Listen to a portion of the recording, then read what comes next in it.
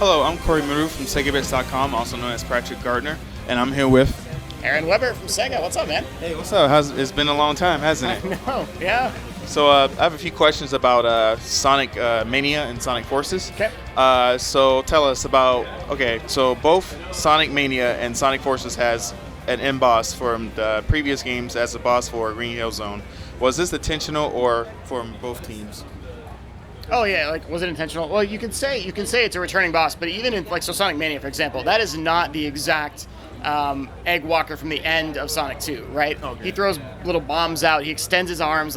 We updated all the sprites and animations. Eggman's he's got the hatch and he laughs and pulls it down.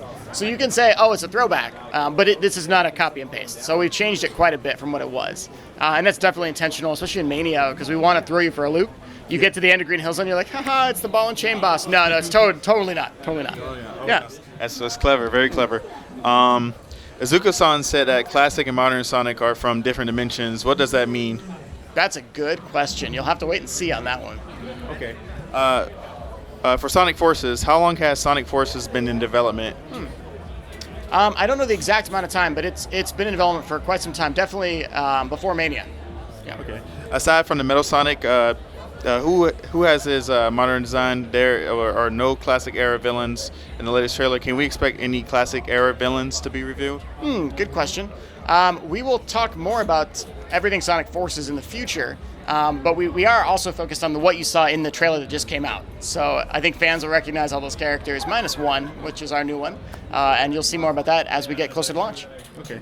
Another question for Sonic Mania. You remain pretty restrained with zone reveals. Can we expect more before August? And can we expect a final amount to be revealed before the game releases? Not too many more. We're going to try not to reveal too many more zones because we've revealed a good chunk already. I think some of the fan base online will agree with that. So please, hopefully that's enough for you guys for now.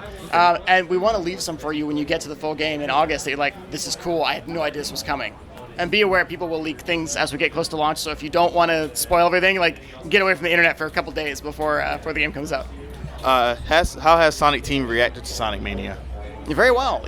Sonic Team's been partnering with, Christian and Simon and Pagoda West, helping them as they make the game and giving input into the game. At the same time, also giving them a lot of freedom to make, the things they want to make. So it's a very good relationship that Sonic Team has with the devs. What else? What are the questions that we have? Have any of the older members of Sonic Team suggested unused ideas from the Genesis days for Mania?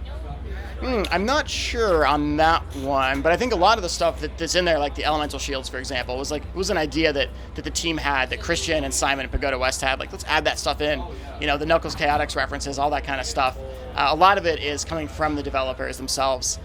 Sonic Team is giving good insight into, check this out, maybe adjust this or balance this a little bit. A lot of it really, though, is the dev teams.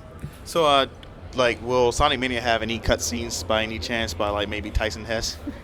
People would love that, wouldn't they? No, the storyline in the game is going to be told very much like Sonic 3, for example, like the original games told it. Like the manuals? Yeah, you can. Well, there's not a manual for this one per se. Okay. But what you can do is you can kind of see the storyline being told through what you're seeing happen within the game. Does that make sense? So take like Sonic 3 for example. Super Sonic flies in, Knuckles punches the emeralds out of him, grabs them, laughs at him, and runs off. And you're like, Knuckles is a jerk. This guy's a bad guy. And that's all you need, right? That's your story right there. So think stuff in that same kind of vein, and that's what we're going for. Two more questions on Forces.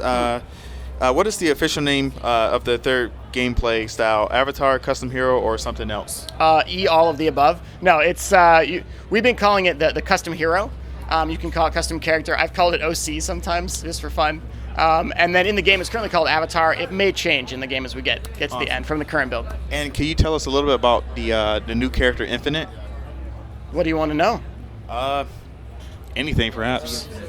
He's a bad guy. Bad guy? Okay, alrighty. You heard it here first. First at Sega Bits. Yep. First at Sega Infinite's a bad guy. Yes, Infinite's a bad guy. Tell no one. No one. Thanks, all right, Patrick. thank you, Aaron. It's always a pleasure, nice dude. seeing you. Thank you, man. Have a good E3. You too.